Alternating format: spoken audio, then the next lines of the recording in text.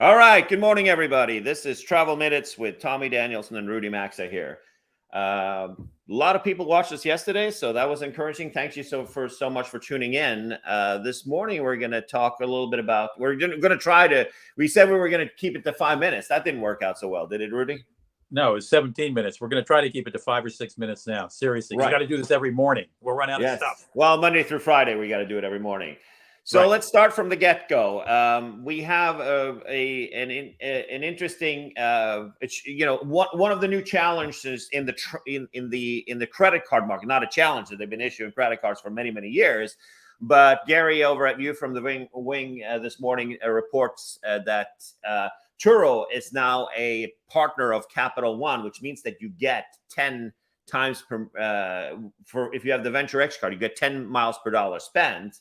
And Turo is a good alternative right now if all car rental companies are gouging and charging too much money.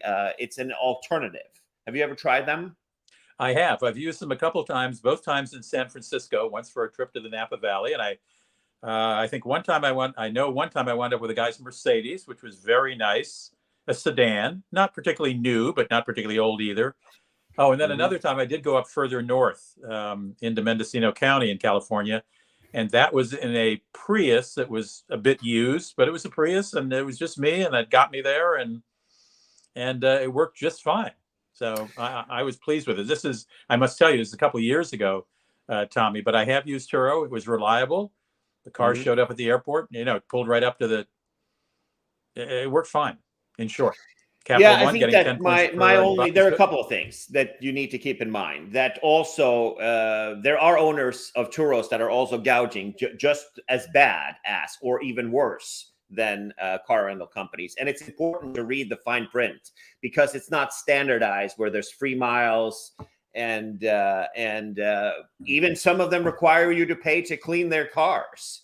So I think that it's important to read that a lot of these Turo rentals, they don't have everything included. And also you cannot use your credit card as your insurance source. You have to use either your insurance that you have on your car at home, or you have to purchase insurance from them. So it's not like renting a car.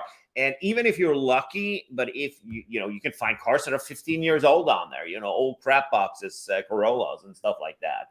So, but I think that it's interesting now that we're seeing Turo is now stepping into the miles and points world. The Venture X just got a lot better with the 10X there for sure. It turns out to being a favorite credit card of mine. Yeah. I think all your advice is good. And clearly the individual car renters have gotten more sophisticated than the last time I used Turo or whatever. It had a name before Turo when I used it. Right. There weren't very many complications back then, but clearly they're getting. And it was also before the cost of renting cars went through the roof, which of course it has since COVID, because car companies sold a lot of cars to stay in business. So shortage of cars is why it costs so much to rent a car now. Yeah, it'll take another 6 to 8 months. It's still stable. It's starting to stabilize now with car demand and things like that because of the people don't have as much money as they used to here.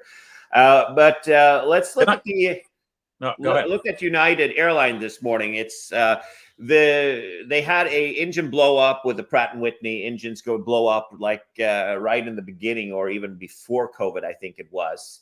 Actually forced to ground in February 2021. So I was wrong there in the middle of COVID. It couldn't have come at a better time because, they didn't need all of those planes. They got over 50 of them. So 52, it says in the article. Today, they're back to service after, extensive tests. And I don't know. I feel like this, so these are the older 777-200s that have short range with the old config and also the 200 ERs, all old United Airlines plane, not Continental ones. So now people are back to flying. They've been flying Polaris on many routes domestically, meaning that really not the biggest fan of the seats myself. I think it's a little bit tight, but the going over from wide body planes with old equipment it's going to be a new reality for flyers, especially now with the prices pretty high. Is it going to be better or worse, the seats? It'll be worse because, I don't know if you've been on this plane. It's 242 in business class, so it's like a config that's a little bit tight. Business class, in business class, in business class, yes, it's a row of 4 seats. We'll take a look. I should have looked at that in advance. But I mean, the beach markets in the U.S. is obviously going to Hawaii. These planes are widely used. And also between hubs for United, and they've been replaced by 787s, brand new planes, which has the new seats. So United is all over the place, and it's taking forever to roll out their new product. But they have a continental seat, which is 2 + 2 + 2 on the 777, and then they've got this specific configuration with 242, and then you have the 121, which is the current one, right? So but it's convenient. It was parked for a long time, probably much longer than expected, and also cost a ton of money to do, but it's now these engines cause some problems, but they're now back in business. Okay. I know we want to move along quickly. Yes, we're going to move along quickly for sure. That was we've covered that. Now we got a press release this late yesterday about Marriott, who is doing a partnership with Yahoo, which means that they are going to start spamming you with ads all over the place. Yahoo, are they still in business? Yes, Yahoo's still in business, apparently. Right. So you don't hear so much about them anymore. I know that no, I'm just kidding. They still have a decent financial coverage that I follow daily, but they are going to have a network-wide exposure from their own channels on their TVs, on displays, on mobile, on videos and emails and digital out of home, so in-room screens and whatnot. Do you turn the TV on when you're in a hotel room? Well, I turn it on to watch, news channels when I'm there. Yeah. So that's where you're going to have exposure to the new spam that they're going to. It's not clear in the press release what they're going to be doing, but they're obviously going to have. They're going to have their own channel, and Marriott has been innovative when it comes to to showing up new content and stuff. They have their own division, or not division, but their own department that's been handling that. So I'll watch it with interest. I'm not sold on this. Another new thing I did try out. It opened April 22nd, so not many of our viewers have probably seen it. Is the new Delta Lounge in Terminal 3 at LAX, which is fabulous. I mean, it's got an outdoor deck where you can watch planes. It's enormous. The food is much more ambitious than although Delta, I think, has been the leader in airport clubs. Not that I've been in every one in the world, but domestically, this place is huge. It's got tons of showers. Tons of showers. At least 6 or 7 showers that I saw walking down the shower hallway. But it's a very nice terminal. The problem right now with Delta at LAX is not all their planes are, not all their gates are in the same terminal. So when I left the club, I had to walk about 10 minutes to catch a bus. And the bus took about 10 minutes to go around the airport to a whole different terminal to catch my particular flight. Now, there are some flights leaving from the terminal where the new lounge is, but a lot of them are in a whole different terminal. So if you're going to try out the Delta Lounge, talk to somebody when you check in and say, how long a walk is it from here to there and what terminal am I leaving from?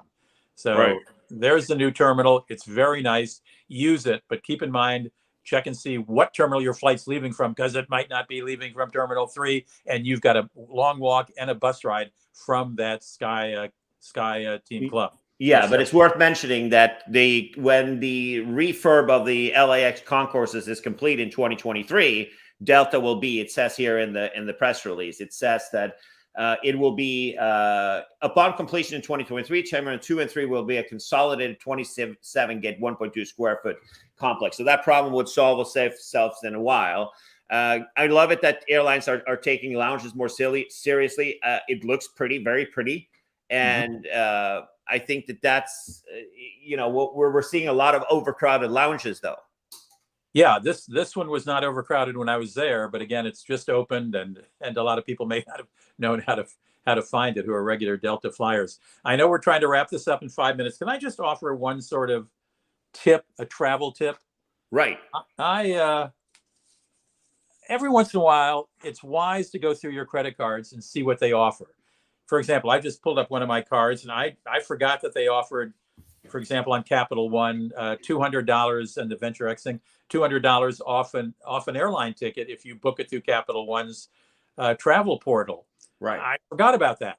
And I forgot some other things. And I looked at my American Express Platinum business card and found out that some of the things they used to do, they don't do now.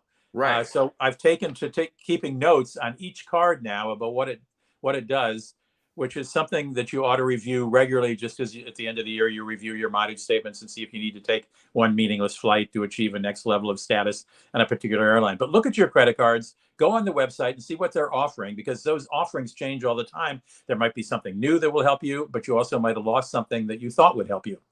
Right. For example, you get American Express, they take stuff away, but they've added things like free subscriptions. So I have my New York Times subscription now is paid for by American Express. But that's digital only. Is it digital only though?